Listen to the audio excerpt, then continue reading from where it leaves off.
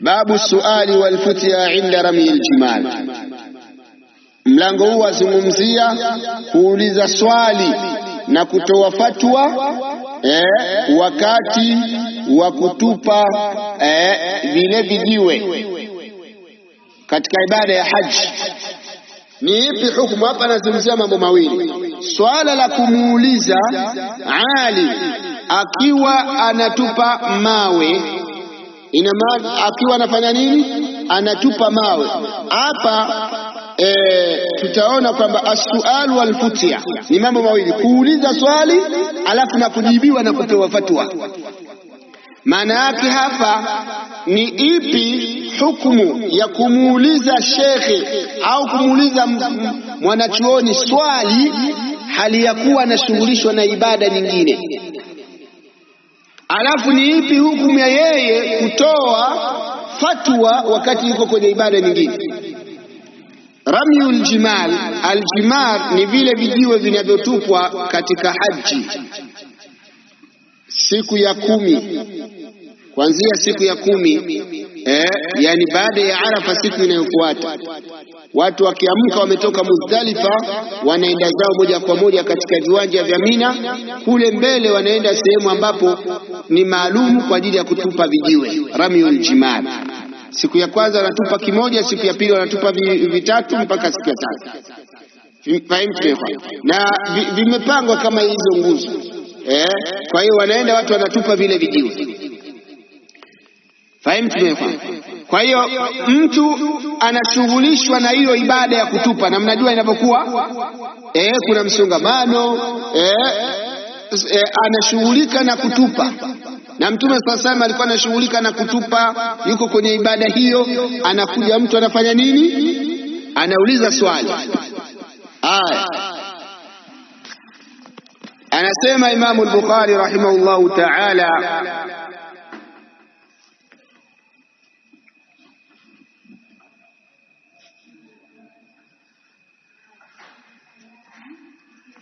حدثنا أبو نعيم الفضل ابن دكين. أبو نعيم الفضل ابن دكين الملائي الكوفي amefariki mwaka 218 Hijria. Na anasema hadathana Abdul Aziz ibn Abi Salama, ametusimulia sisi Abdul Aziz ibn Abi Salama al-Majishuni Abu Abdullah Abu al-Asbagh al-Madani al-Baghdadi, amefariki mwaka 164 Hijria. عن الزهري، نفهم من هو الزهري؟ الإمام الزهري محمد بن مسلم بن عبيد الله ابن عبد الله ابن شهاب ابن عبد الله بن الحارث الزهري رحمه الله تعالى، القرشي المدني الحجازي، فريق موكا 125 هجرية. عن عيسى بن طلحة ابن عبيد الله أبو محمد القرشي التيمي المدني.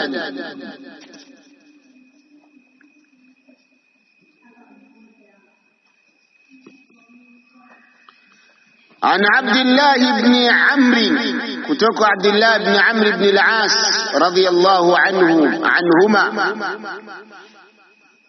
القرشي السهمي. Abdullah bin Amr bin al-As alifariki mwaka 63 Hijria, na wengine wakasema 65, wengine 67, 68, 69, 73, alhasil 63, twende na hiyo. Anasema huyu sahaba mtukufu Abdullah ibn Amr ibn al-As radiyallahu anhuma, رأيت النبي صلى الله عليه وسلم، نلمونا متوم صلى الله عليه وسلم. رأيت النبي صلى الله عليه وسلم، نلمونا متوم صلى الله عليه وسلم عند الجمرة، katika ibada ya kutupa vimao. katika ile nguzo ya kutupa mawe. Wa huwa yus'al, hali ya kuwa akifanya nini ikhwa? Akiulizwa.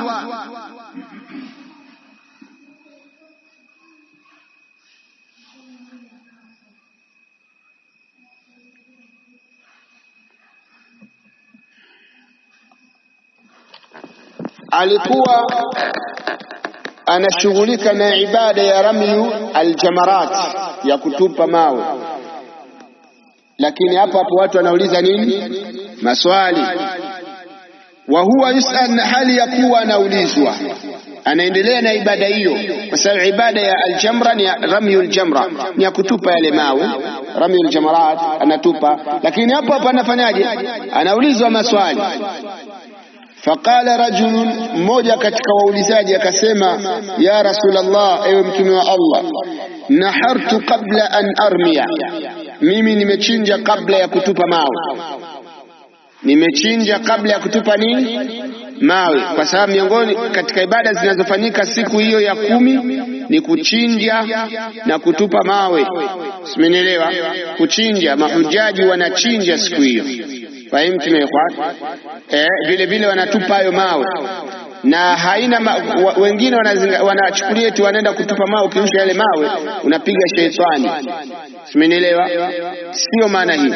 Hiyo natupa kwa sababu imekuja hivyo, watu watupe yale mawe.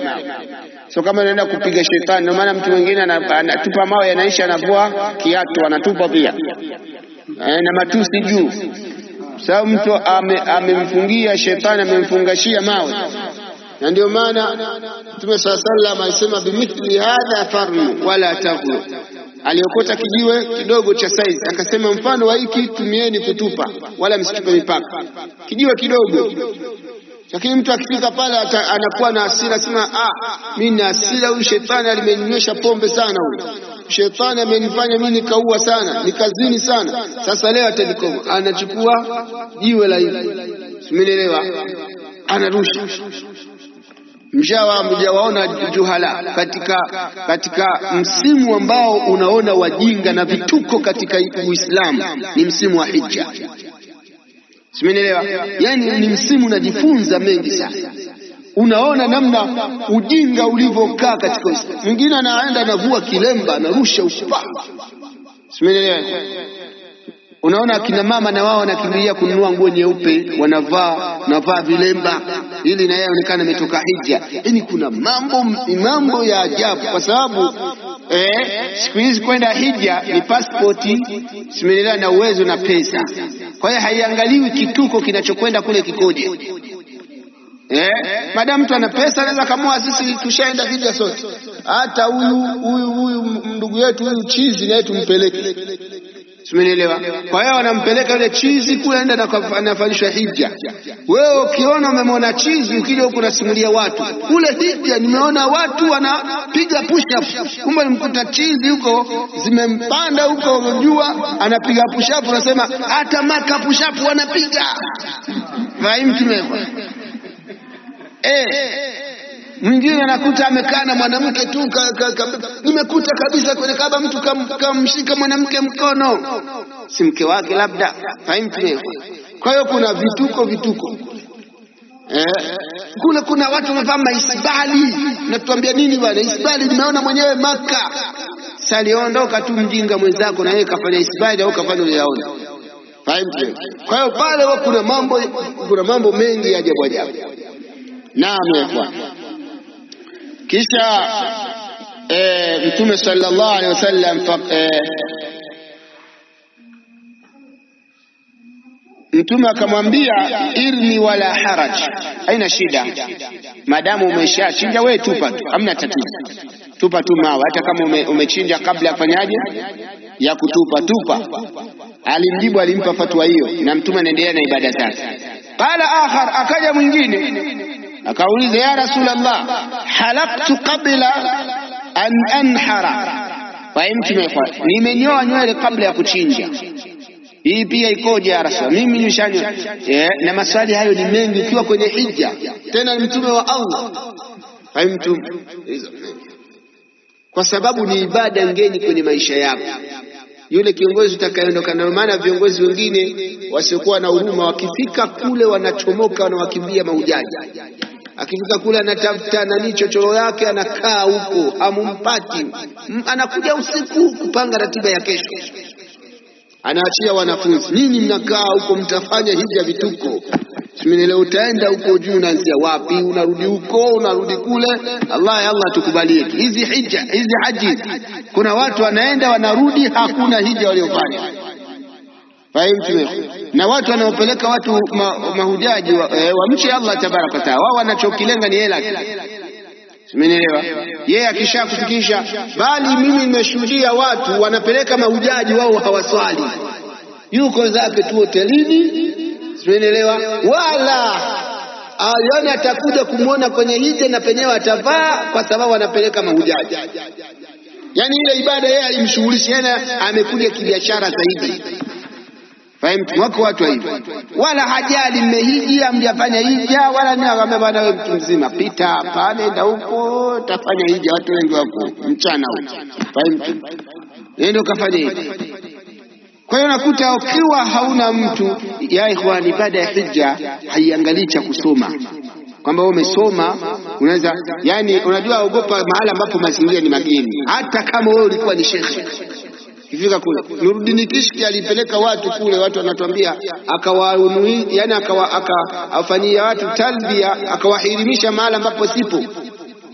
Umeelewa? Yeye katoka huku shekhe ya ifanye vile, ni vitu tu vya uzoefu. Unaweza ukakuta mtu kule si shekhe anakuongoza, wala si aibu. Uthman Mali mkaenda watu kawazungusha, wamechoka, amepeleka kwenye ziara ambazo sizo, kapeleka huku kapeleka kule, maziara ambayo hayapo. Wengine wanasema ukhurafi wao, lakini mmoja katika wanachuoni aliandika kitabu kuhusu haji. Fahimu? Kaandika kitabu kuhusu hija na akazungumza, na kitabu hicho watu wakana kitumia katika misimu ya hija.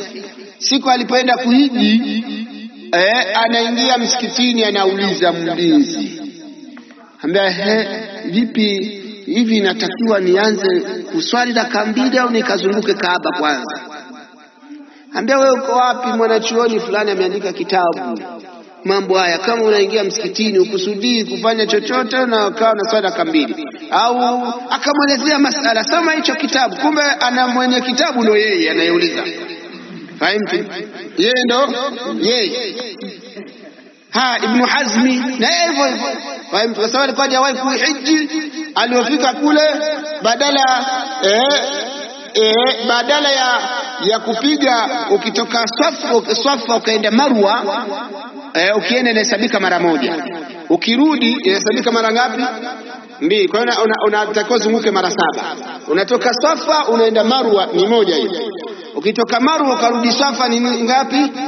Sasa yeye Ibn Hazm anasema alifanya kutoka Swafa kwenda Marwa na kurudi Marwa kurudi Swafa ni nini? Ni moja. Mwanachuoni. Kwa hiyo ni masala ambayo ni mazingira ambayo kama hujawahi kufanya. Tufundisha zaka, lakini kama hujawahi kushika hiyo ile ya zaka, unajua zaka unatoa ngapi? Unaweza ukawa unafundisha ukashika siku, ukishika ile hiyo ya zaka unaila wala hujui, kama hujui kama ushafikisha zaka, kwa sababu ni mambo hujayazoea. Fahimu? Mtume sallallahu alaihi wasallam akamjibu akasema, inhar wala haraj, chinja wala hakuna tatizo. Fama suila an shay'in quddima wala ukhira illa qal if'al wala haraj, hakuulizwa kunako jambo lolote limetangulizwa au limecheleweshwa, isipokuwa alikuwa anajibu fanya wala hamna tatizo. Faida ya hizi hadithi ikhwa, tunapata faida kwamba miongoni mwa njia za kutafuta ilmu ni kuuliza maswali. Kuuliza nini? Angalia masahaba walikuwa wanatumia fursa ya kuuliza maswali. Walikuwa wakitumia fursa ya kuuliza nini? Maswali, wala waone aibu kwenye hili. Tutakuja kuona aibu katika kutafuta ilmu. Kwa hiyo masahaba walikuwa wanauliza, lakini jambo lingine walikuwa wanatumia fursa ya kukutana na maulama na wanachuoni. Tumia fursa ya kukutana na Mtume sallallahu alaihi wasallam. Fahimu? Lakini jambo lingine kwamba yafaa kushughulika na ibada mbili kwa wakati mmoja kama mnakuwa hamna shida. kashughulika na ibada ile ibada. Mtume SAW alikuwa anashughulika na ibada ya ramyul jamarat, huko anashughulika na ibada ya kutoa ilmu. Fahimu?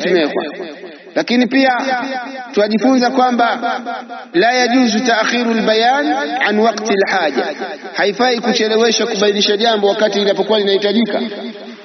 Simenielewa? Haifai kulichelewesha jambo kulibainisha wakati linapokuwa linafanya nini, lakini yafaa kulichelewesha hilo jambo mpaka muda wa haja ufike, mpaka muda huo ufanye nini, ufike. Kwa hiyo haifai kulichelewesha mpaka kabla ya muda wake. Kwa hiyo alhasil kwamba pia tunajifunza kwamba huruma ya maulama, huruma ya wanachuoni. Dai lazima uwe na subra kwa wanafunzi. Mtume ameulizwa na huyu ameulizwa, huyu kila mmoja anamjibu. Simenielewa? Wewe ukiulizwa moja, shehe vipi, 1 2 3, nauliza swali lingine la tatu ambaye aisee. Nyinyi sisi tulijiwekeza kwenye kusoma, nyinyi mmejiwekeza kwenye mambo mengine. Kwa hiyo tuheshimiane. Fahimu? Ukichoka mbona njoo kwenye ofisi, njoo ofisini. Ambia bana tafuta shehe mwingine muulize bana mimi. Fahimu tumekwa? Hapana, shehe atakiwa na subra kwa sababu watu watakiwa watu wajui. Sasa kwa hiyo watu wataka kusomeshwa, sio? Kwa hiyo unaenda pale unaulizwa maswali mengine ya ajabu ya kijinga. Yaani kuna maswali mengine unaona kama swali la kijinga, lakini sasa ndio shaulizwa. Simenielewa? Kwa sababu swali lina tafsiri uelevu wa mtu aliyeuliza swali hilo. Umeelewa hiyo? Ipi hukumu ya mtu kuswali mikono iko mgongoni? Umeelewa? Sasa sio nauliza maswali gani haya? Mjibu tu. Fahimu tumekwa? Migongoni yawezekana yeye alimuona mtu ameswali kapata labda ajali, ile mikono haitoki huko. Sasa yeye akafikia labda ameweka kusudi. Fahimu tumekwa? Sasa alhasil maswali ya namna hiyo unakutana naye.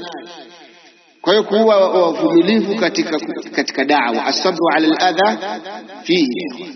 Katika hizi kazi tatu hizi ni kazi ngumu sana. Kazi ya kusoma ni ngumu, kazi ya kufanyia kazi uliyosoma ni ngumu, kazi ya kuyalingania uliyosoma ni nini, na yote lazima ufanye. Hii asabru ala aladha fihi inaingia kwenye yote haya. Sala kwa mfano hapo Mtume SAW yuko katika kufanyia kazi yale, kufanya kazi iko kwenye ibada. Hapa anaulizwa maswali, wewe unashughulika na swali lingine, anakuja mtu mwingine anafanya nini, anakuuliza swali. Uwe na nini ikhwan? Uwe na subra. Sema bana mimi nimeajiriwa kuswalisha tu, posho yenyewe ni 300.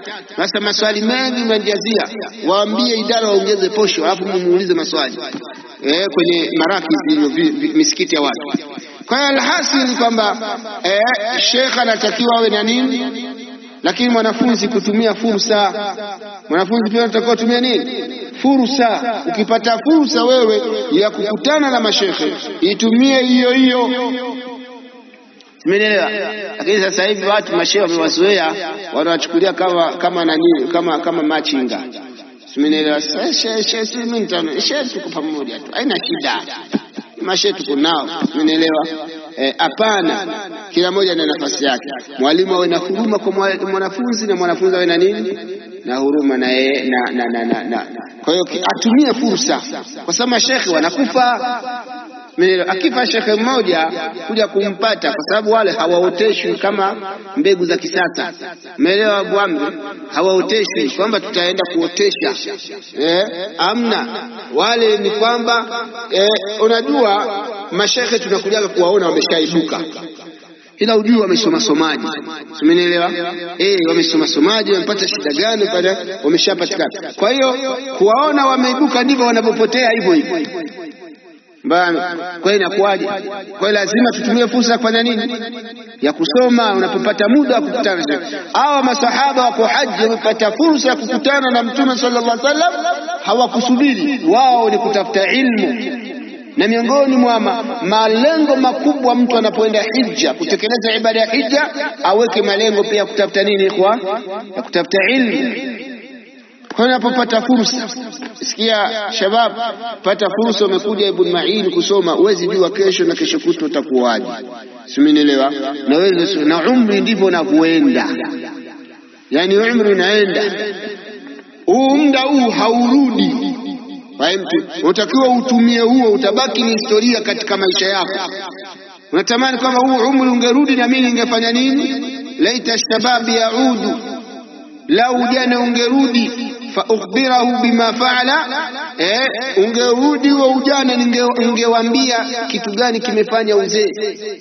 Unabaki laita yanfa'u laita yanfa'u laita ningefanya laita haisaidii wakati umri ushabaya nini, shaenda. Unapopata fursa, pata fursa ya kusoma, itumie. Wewe jua kesho na kesho kutwa unafanyaje. Fahamu, pata fursa ya hujaoa, tumia hiyo fursa kabla hujaoa. Sikia Muhammad, tumia fursa, pambana uhifadhi Qur'an. Sio kusema mimi nikija kuwa nikaoa nikatulia nikapata utulivu ndio nitahifadhi Qur'an, nikirudi kwa sababu nitakuwa sifui, nitakuwa sipiki, kila kitu wanafanya huko nyumbani. Wao wanapika nini? Simenielewa? Hicho cha kupika na kitakacho kushughulisha. Kwa hiyo alhasi kwamba unapata fursa, unaitumia kabla hujashughulishwa, kwa sababu ukishughulishwa ndio hivi. Kwa hiyo hayo ndio yamo kwenye hadithi hii. Barakallahu fikum. Subhanaka Allahumma bihamdik, ashhadu an la ilaha illa ant, astaghfiruka wa atubu ilayk.